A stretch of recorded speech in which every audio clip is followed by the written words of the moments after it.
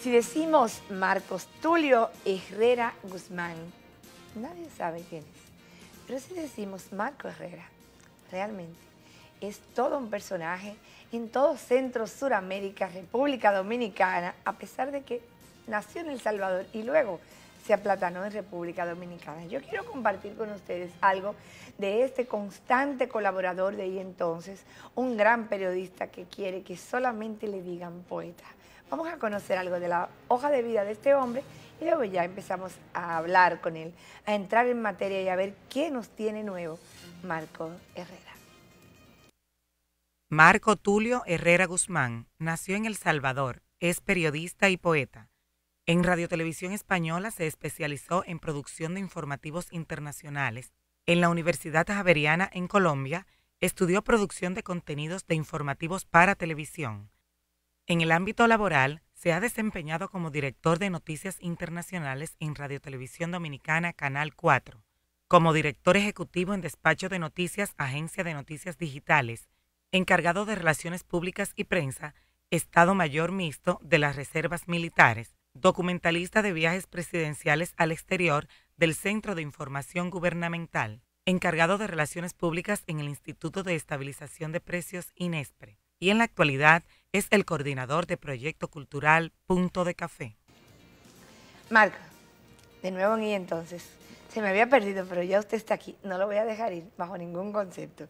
Marco, ¿qué hace que un centroamericano de un país que podríamos decir que es de los países de Centroamérica que logró despertar más rápido luego de salir del conflicto que tenía Centroamérica, decida venir a aplatanarse a República Dominicana y a quedarse? Dígame. Bueno, mira, lo principal que este país es un país muy acogedor, es un país de oportunidades, sobre todo un país joven y con mucha historia.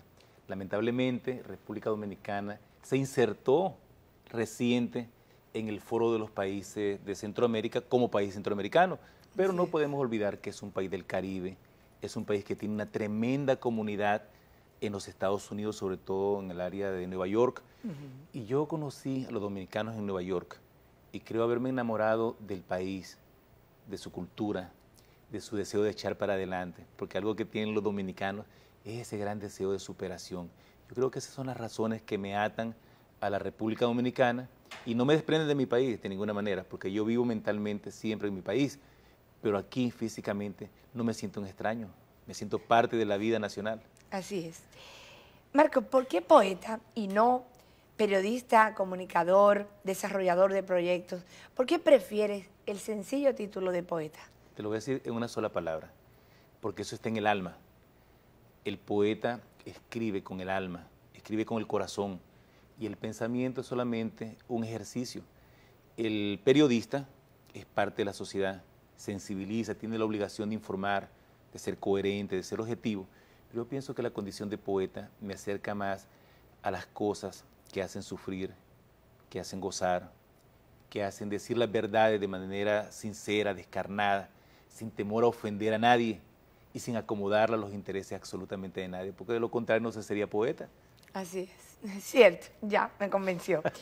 Ahora venimos con un proyecto interesantísimo, que tenemos incluso conocimiento de que algo de ese proyecto va a ser primicia aquí en Y entonces, Totalmente. esta noche. Vamos a hablar de ese proyecto, Marco. Mira, República Dominicana, como lo mencioné hace unos segundos, es un país que ha sido solidario, sobre todas las cosas solidario. República Dominicana ha sido solidario con procesos históricos. Fíjate si no, la República Dominicana en la lucha de los sandinistas, aquí se recaudó dinero en la calle, la gente donaba, y José Francisco Peña Gómez fue un personaje que le llaman el 10º comandante de la revolución. República Dominicana ha aportado en procesos importantes como el de Costa Rica, a través de Juan Bosch, de Cuba, todas las invasiones que vinieron para combatir la tiranía de Trujillo. República Dominicana siempre ha sido un país de entrega, de apoyo, y no lo hace de manera interesada. Yo pienso que hay muchos mártires dominicanos fuera de aquí, incluyendo en El Salvador. Entonces, mi proyecto, 1932, que es un libro que escribí hace 27 años, en las 27 calles, años. hace 27 años, en las calles de Santo Domingo, específicamente en la calle El Conde, frente a Pacos, nosotros vendíamos el libro. Te lo voy a presentar. Primero lo presentamos a los amigos, para que lo vean. Wow. Segundo, es una copia que deseo entregarte. Ay, gracias. Es un libro de poemas que nosotros colocamos en la calle a exactamente $1. Y te vas a sorprender que el dominicano de a pie, el dominicano, que generalmente es el excluido de los que creen que la literatura es como una especie de commodity, que es una especie de privilegio. La gente de la calle compraba el libro a $1 y vendíamos 200 y 300 libros con un grupo de colaboradores y colaboradoras diarios. Wow. Entonces pensamos, ¿por qué nosotros no hacemos un esfuerzo un poquito más amplio y llevamos a 200.000 copias, pero hacemos un audiolibro para que tenga imágenes? Casualmente, Taina. Ambicioso proyecto, pero 200.000 tiradas. 200.000 tiradas del audiolibro. Y te voy a explicar por qué razón. Mira, ahí entra también el privilegio de ser periodista, para usar una palabra que yo la he rechazado porque el privilegio solamente es excluyente. No, el ejercicio como periodista que me ha acercado a muchos mandatarios, me acercó justamente en la cumbre que fue reciente aquí en República Dominicana de los presidentes del Sistema de Integración Centroamericano. Hablé con el presidente Serén, hablé con el presidente de Honduras, hablé con el presidente de Guatemala y coincidimos en algunas ideas periodísticas. Es un tema que lo vamos a abordar más tarde en el programa, sobre un documental importantísimo. Pero el presidente Serén, que viene de la lucha guerrillera, que viene de ser el jefe de la guerrilla, y es el único presidente que ha llegado siendo jefe de un movimiento guerrillero, pues él, muy motivado, me dice, mira, hay que hablar del rescate de la memoria histórica de El Salvador. Pues yo le digo, tengo un libro, 1932, vamos a sacar ese libro y lo vamos a llevar a todos los rincones, no solamente de República Dominicana, sino de América Latina. Y ahí comienza toda esta historia, que es hermosa, porque estamos presentando el libro en cada una de las capitales del continente y en algunos casos con el apoyo de algunos mandatarios de Sudamérica, de Centroamérica y lógicamente aquí con todos los amigos que tenemos en la República Dominicana. ¿Por qué audiolibro? El audiolibro en el tema de las tecnologías, como es la sociedad moderna, nos permite llegar a personas que quizás, fíjate, como es el caso de personas en Chile, que no podemos llegar tan rápido para presentárselos allá, pero se lo hacemos llegar vía digital. Además, algo que te quería comentar de las calles de Santo Domingo, de esa hermosa calle El Conde, tan importante en la historia, sobre todo de la historia revolucionaria del 65, porque ahí fue donde estuvo la presidencia provisional de Francisco Alberto Camaño, en uno de los edificios, el edificio Copelo, muy interesante. Pues cerca de ahí, enfrente de Pacos, valga la propaganda para la cafetería, ahí nosotros vendíamos humildemente todas las tardes este libro durante 6 meses. Vendimos muchísimos libros, ya ni llevo la cuenta porque eran muchísimos, pero la idea era que estamos frente ahí de esta cafetería llamada Pacos y creamos en el internet con 500 personas nada más nuestro grupo Punto de Café, que ahora tiene 77.000 seguidores en 1 año y medio. Y lo bueno de este grupo que es un grupo de lectores, es un grupo que tiene muchos poetas de América Latina, muchos académicos, mucha gente común, y lo que tratamos de hacer es volver más popular el concepto de la cultura, que la cultura realmente viene de la base, viene de la gente común. Yo no consigo una cultura de intelectuales. El intelectual a lo mejor se aprovecha de la falta de mecanismos que tiene la gente para ellos hacer nombre. Pero fíjate cómo viene el audiolibro, porque me preguntas específicamente sobre el audiolibro, que igualmente aquí yo te hago entrega, lo muestro a los amigos. Y no es que estoy haciendo un trabajo de marketing, estoy haciendo un trabajo de entregarle a mi amiga querida. Vale, como quiera las dos cosas. Y aquí en este espacio. Wow, el audiolibro aquí. El audiolibro aquí está.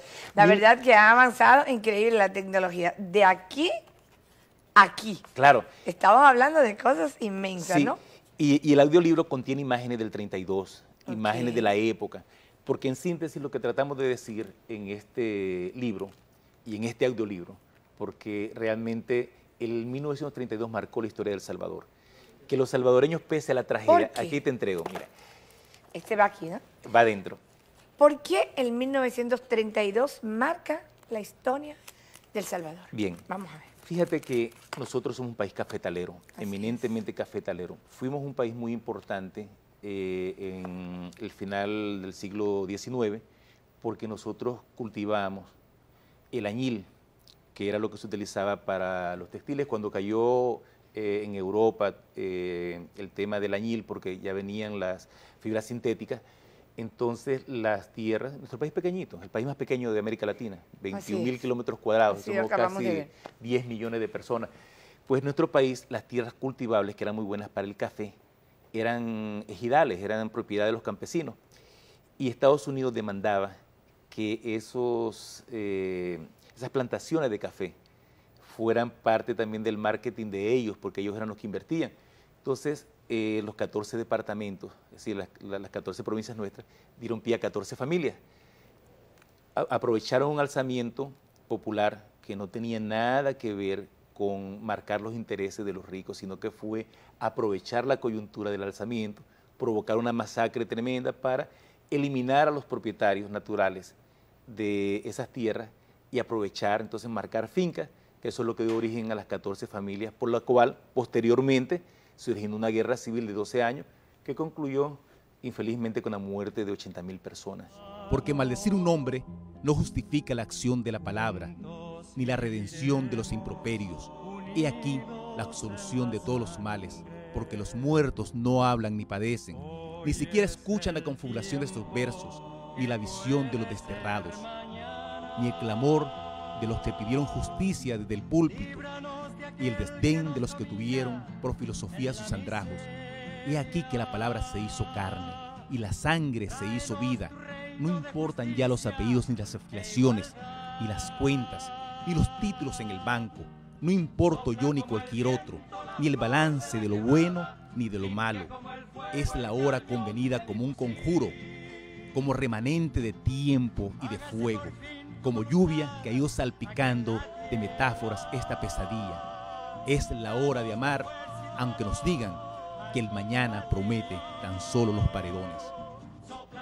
Horrible. Y por eso el personaje más sobresaliente del 32, Farabundo Martí, le dio nombre al movimiento guerrillero, porque eso fue evolutivo. Después del 32, en el 48 hubo un alzamiento militar, luego las luchas sindicales, la lucha de casi todos los sectores de la sociedad salvadoreña, para comenzar ya la guerra en el 80 que marcó los destinos pues tremendos de esta guerra de 12 años. Por eso, 1932. Así es. ¿Es la voz de Marco Herrera que está en el audiolibro? Sí, es la voz de Marco Herrera, que dicho sea de paso, ama mucho hablar, no solamente con los amigos, sino que hablar en radio, hablar en televisión, que ha sido mi ejercicio durante tanto tiempo, y realmente pienso que al conectarme con el que me escucha, le estoy transmitiendo la idea de que los salvadoreños somos positivos en cuanto a ver el futuro. Mira, El Salvador, si tú lo ves desde el punto de vista de lo que dice la economía, de lo que dicen los economistas, es un país que está progresando, siempre está en las vías de desarrollo, tenemos economía dolarizada, un puerto multimodal, etcétera, etcétera, todo lo que ellos quieran. Pero El Salvador es un país que está trágicamente marcado ahora, después de la guerra, por las pandillas, por las famosas maras. Y tenemos un problema muy serio, que es parte también de las preocupaciones de los presidentes, y eso fue lo que hablamos. Tenemos 90.000 niños viviendo en cárceles de los Estados Unidos porque han sido enviados sin sus padres a través de traficantes humanos. Y el problema es que la deportación en este momento de esa cantidad enorme de niños menores de 16 años provocaría un caos, primero porque están siendo maltratados en las cárceles, están como presos comunes, no tienen condición especial porque no se había dado una situación así, de que se crucen la frontera tantos niños de El Salvador, de Guatemala y de Honduras. Los presidentes están insistiendo que Obama flexibilice un poco la posibilidad de los que tengan padres allá que se reúnan con sus padres, que creen una ley de reunificación familiar, y los que no, los que vayan a ser deportados, sean deportados en condiciones de niños, no en condiciones de adultos, como si se tratara de débiles delincuentes, porque ellos sí son víctimas de la delincuencia. Pero el emigrar no es un acto de delincuencia. Perdóneme, Marcos, vamos a hacer una pausa para cumplir algunos compromisos, porque me interesa mucho el tema y me interesa que lo tratemos desde el punto de vista del origen, que usted cree que provoca que tantos niños salvadoreños emigren solos sin sus padres y traten de llegar a los Estados Unidos. Vamos a la pausa y cuando regresemos vamos a esta parte primero, el por qué, y luego entonces continuamos. Vamos a ver, por favor. 1932. Fiel es el recuerdo entre enredaderas y musgos, barro, cabulla y petates. Fiel en este siglo de cirios y machetes que relucieron la derrota. Ojos que se cerraron para siempre entre la humorera, la pólvora y el odio. Fiel a todos los que callaron y durmieron fantasmal en sus ventanas. Comadronas que ayudaron a dar a luz. Cafetos que se transformaron en ubres de leche.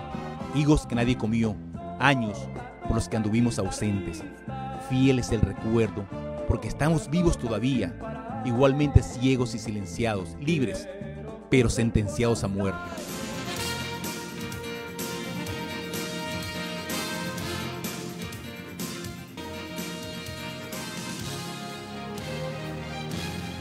El mundo ha visto con horror últimamente la noticia de que casi 100.000 niños salvadoreños se encuentran recluidos en cárceles en Estados Unidos.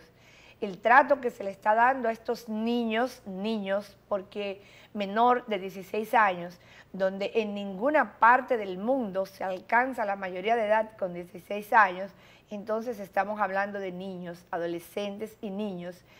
¿Por qué están todos estos niños en estas cárceles? ¿Por qué salen y emigran desde El Salvador, un país donde se ha avanzado tanto económicamente, realmente se presentan muchos logros, y sin embargo tenemos 90.000 niños en las cárceles americanas, y el presidente de los Estados Unidos definitivamente no quiere ceder para buscarle una salida humanitaria, sí, porque esa es la palabra que realmente le cabe a esta situación, porque tal vez está pensando en otros temas, en reelección, etcétera. Vamos a ver. Tenemos con nosotros a Marco Herrera, un periodista, poeta, que le vamos a aprovechar esta noche y le vamos a sacar todo el juguito. No solamente vamos a hablar de su último proyecto excelente, 1932, audiolibro, que trata sobre la historia de El Salvador, del cual también seguiremos hablando en el trayecto de esta entrevista, pero vamos a ver qué piensa Marco Herrera desde su punto de vista de salvadoreño y de periodista, investigador acucioso, que ha provocado el origen de esta estampida de niños y jóvenes desde El Salvador hacia Estados Unidos. Marco, ¿tendrá esto que ver con precisamente las maras salvadoreñas, con la gran cantidad de niños en la calle delinquiendo, con la falta de oportunidades, o qué pasa? ¿O hay una gran cantidad de salvadoreños que emigraron y dejaron a sus hijos en El Salvador para luego mandarlos a buscar? Realmente, ¿qué cree Marco Herrera que es el origen de esta crisis? Mira, esa cantidad, los 90.000, son compartidos con niños de Honduras y de Guatemala. Okay. Los presidentes... Entonces, de El Salvador, más o menos, ¿de cuánto hablamos? Hablamos quizás del 30%. 30%, okay. Diría para ser justo. Como quieres mucho. Sí, pero son centroamericanos. Es que el tema, mira, Centroamérica como bloque ha estado actuando para casi todas las cosas que se hacen.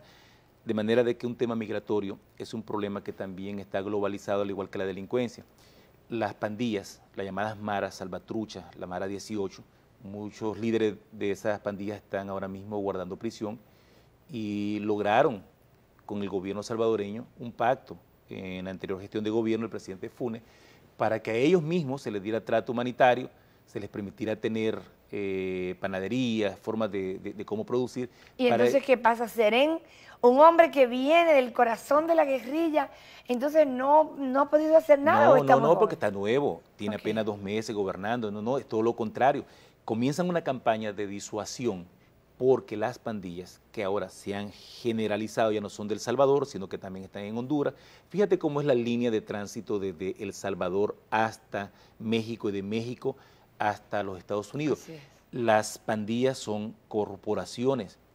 El tema de llevar a los niños es un negocio lucrativo para los pandilleros, pero lesiona gravemente el tema centroamericano como identidad, porque estamos siendo víctimas de un terrorismo, por decirlo de alguna manera, que provoca que estos niños vayan de manera clandestina, y una ley severa en Estados Unidos que tampoco entiende de que estos niños llegan ahí engañados los familiares y engañados ellos. Sí, pero un momentito, Marco.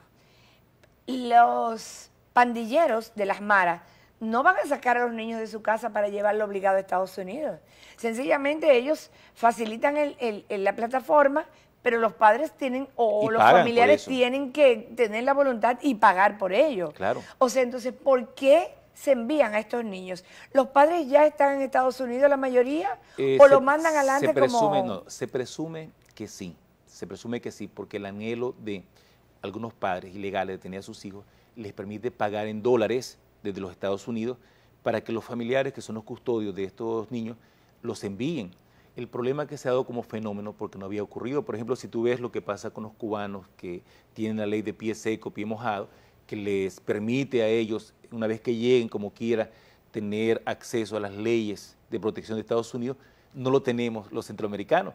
Entonces lo que se trata es que Estados Unidos, si tiene leyes de esa naturaleza para favorecer a algunos países, como en el caso de los cubanos, que por razones obvias y razones políticas les permiten eso, que se lo permitan a los centroamericanos momentáneamente, hasta tanto se incluya una forma de cómo manejar el tema.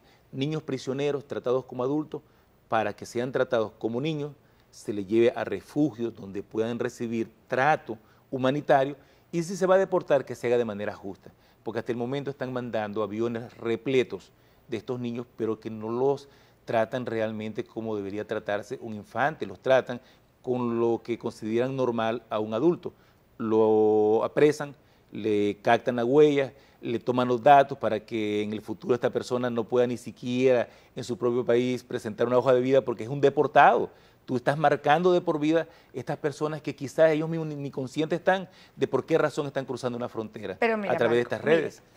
Hay leyes que hay, no sé, quizás estoy pensando desde el punto de vista migratorio, pero Estados Unidos tiene derecho de proteger su frontera. Totalmente. O sea, estoy pensando como República Dominicana ahora con el caso de los haitianos. Yo he hablado poco de este caso porque no me gustan los casos que se vuelven una discusión mediática. Hay cosas que se suponen que hay que cumplir y punto. Yo pienso que el origen de ese problema de los haitianos pues pudo haberse resuelto administrativamente desde la Dirección General de Inmigración antes de convertirse en una avalancha. Y es un derecho de República Dominicana tener sus leyes. Exacto. Entonces, ahora, ¿qué digo yo?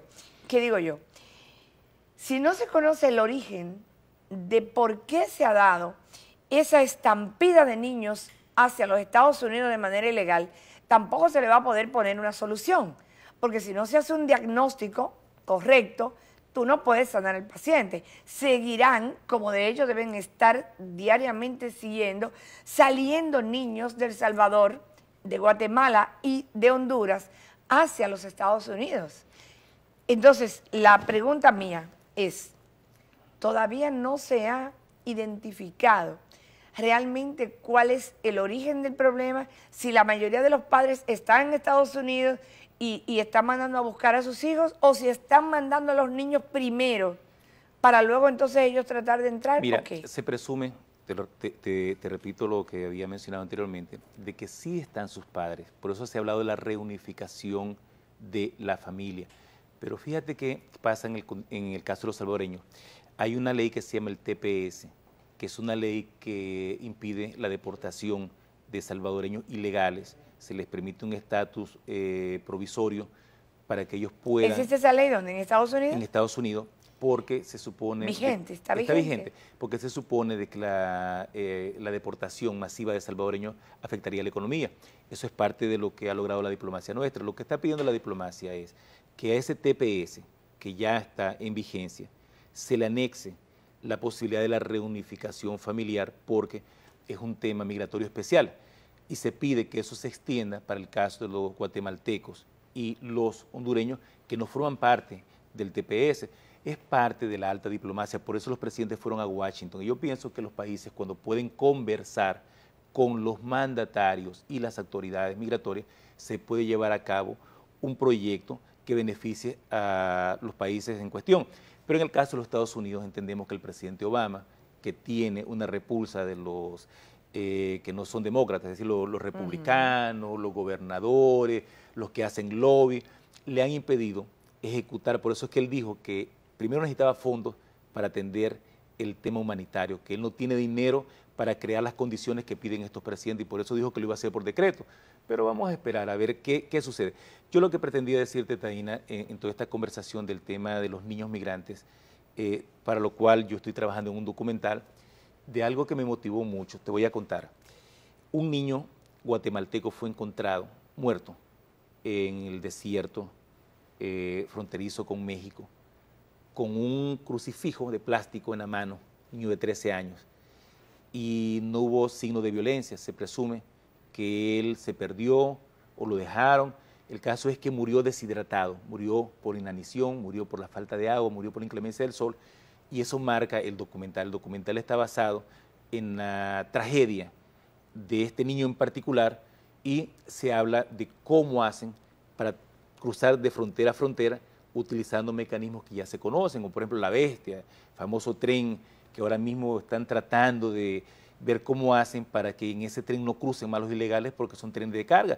Y no solamente es que se mueren, sino que hay muchas amputaciones, cosas que son indescriptibles en el tema del horror.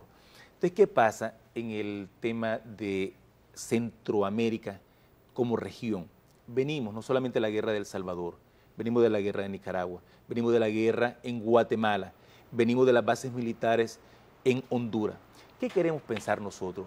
Si somos capaces de unirnos en el criterio de tener esa identidad que nos amarra más a nuestras raíces, que nos permita a nosotros enfocar un país donde responsablemente, y eso es bueno decirlo porque estamos hablando ante las cámaras de República Dominicana, cuando los países tienen una identidad marcada, no hay quien venga de fuera a decirles lo que tienen que hacer.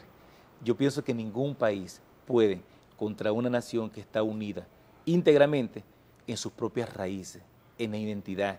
Y es por eso que el presidente Serén ha dicho, hagamos un esfuerzo por el rescate de la memoria histórica, que no nos olvidemos de dónde venimos y que enfoquemos hacia el futuro un país que sea de prosperidad, que sea de ciudadanos conscientes que se respeten a sí mismos, respeten las leyes y que las hagan cumplir. Que ojalá sea así, porque si no, no tuviéramos fronteras porosas, no tuviéramos traficantes de niños, porque ¿con quiénes actúan? Actúan con los corruptos.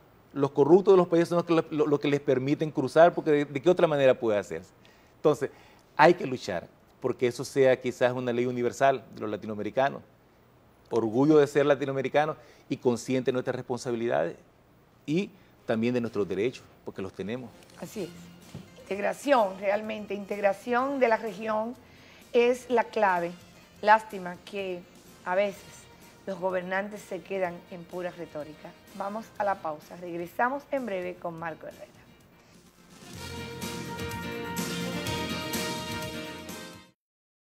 Percance de amor fue la tierra, imágenes ideadas al contacto de un beso, palabras susurradas al oído, la confirmación del deseo, la sentencia incumplida, la difamación del tiempo y el espacio, eróticos versos. Fue percance de amor la vida, la invención de incógnitos placeres y subterfugios, una inspiración a la sonrisa y a nacer de nuevo, a parir con el dolor de la insurgencia ciudadanos de otras eras y de otros mundos. No se podría hablar de cosas sin importar, ni de versos, ni de muertos que solo las cenizas entienden, ni de viajeros solitarios hacia el destierro, ni de hojas secas, ni de sombreros lejanos, ni de legendarios kepis, ni de heredades que vibran, ni de confinamientos voluntarios, ni de reclusorios de locos, ni de curas extranjeros devorando al Dios vivo una palabra, ni de carretas errantes, ni de taciturnos bueyes. Solo el espectro de una contienda, otra y otra, hasta brillar la nada de nuestro cielo. 30.000 los fusilados, uno a uno como sarna esparcida en los perros, uno a uno como esparcidos en la memoria y en el duelo.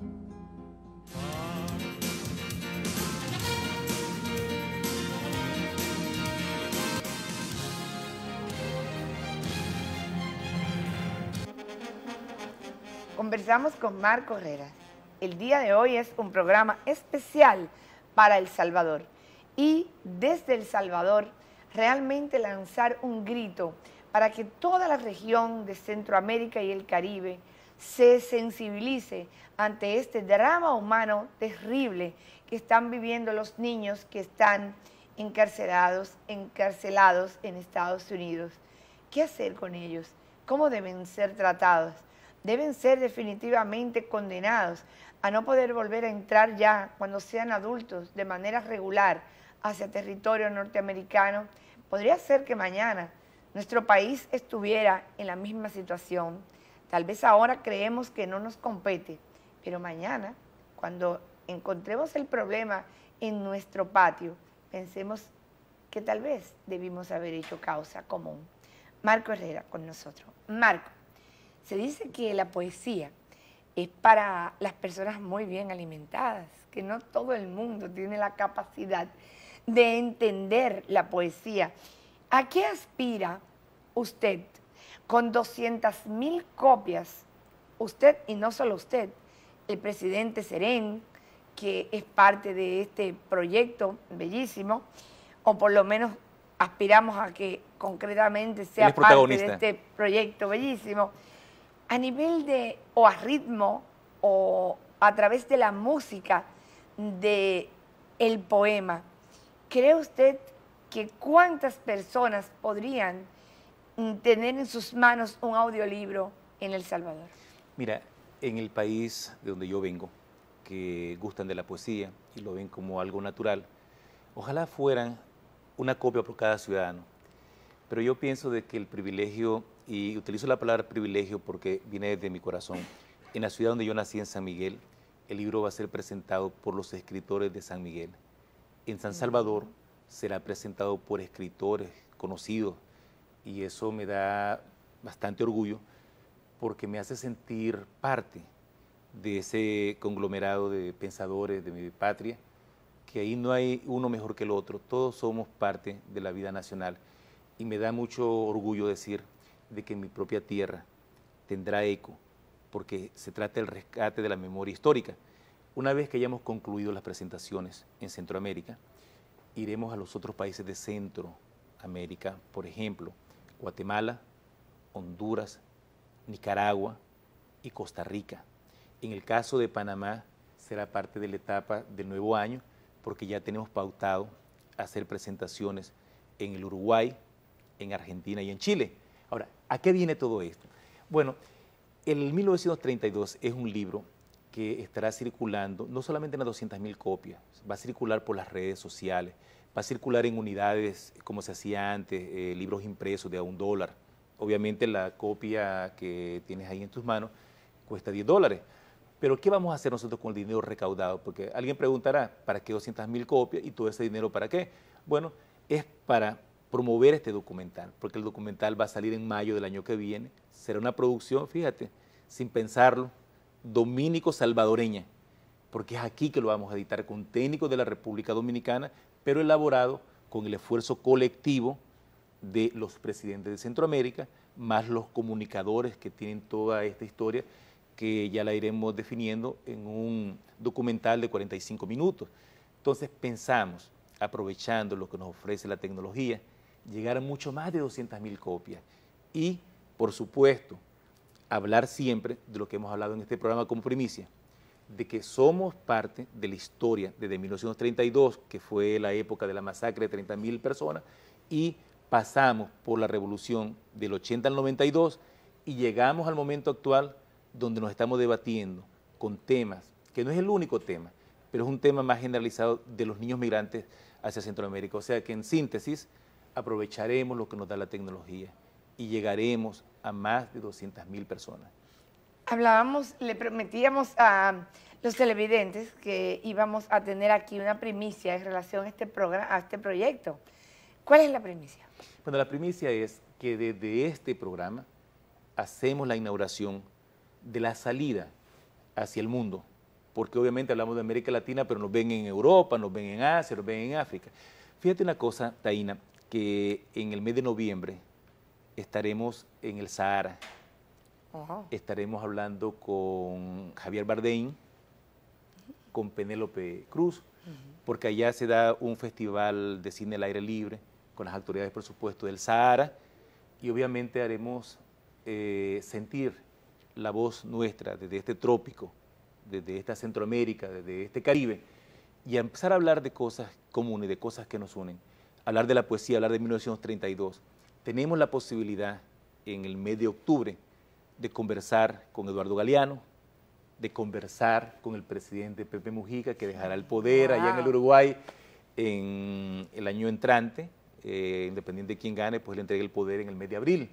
Entonces, nosotros creo que estamos bendecidos por la posibilidad de que destacadas figuras como las que hemos mencionado y otras que irán apareciendo, pues tendrán en sus manos a 1932, se hablará de El Salvador, se hablará de la historia, y obviamente algo que yo te quiero decir, Taina, con todo el corazón en tu programa, que donde quiera que yo voy, me presento como un salvadoreño que vive en República Dominicana. Orgullo de vivir aquí y de verdad de sentirme en tu programa como parte de la casa, de decir que de acá es que nosotros salimos.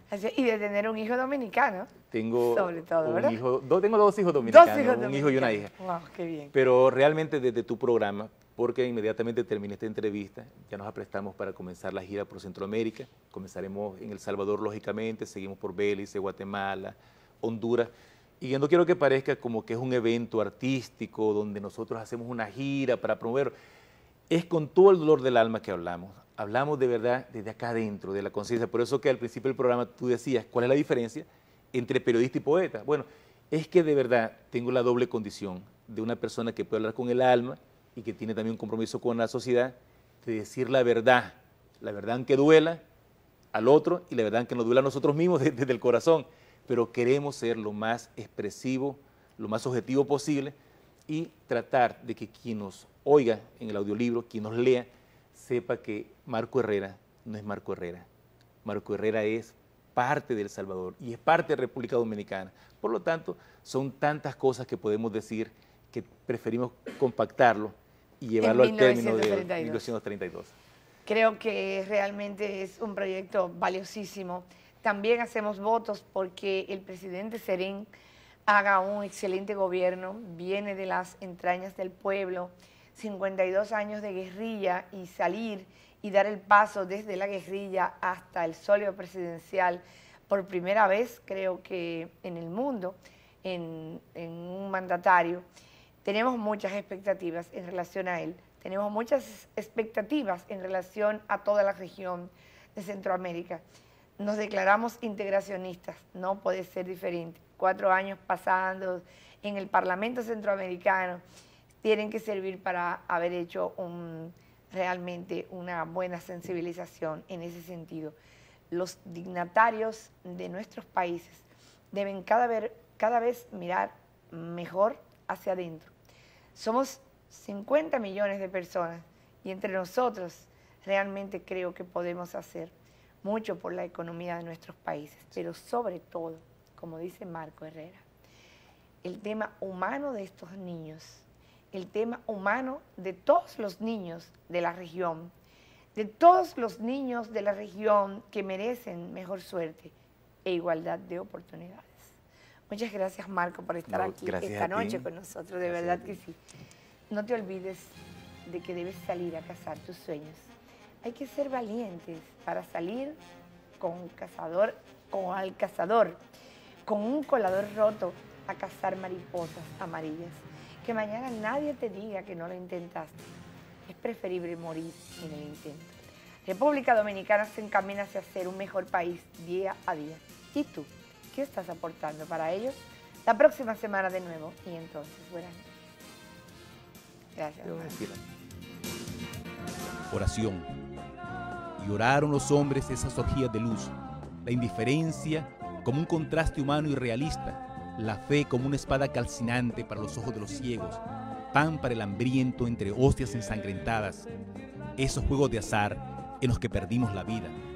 Oraron los hombres y la noche se hizo día. Las bestias cumplieron su acometido pudriéndose en el fuego de sus sueños apocalípticos, el mortal engendro con todos sus fusiles, rameras que lloraron a tiempo por lo que ya estaba escrito, demonios que brotaron de sus púlpitos y de sus altares, marañas con las que desaparecieron también sus recuerdos. Oraron los hombres y érase la fe en la vida, la paz como una consecuencia natural y digna, una fiesta entre aromas de eucaliptos y flores, profetas que hablaron cotidianas lenguas.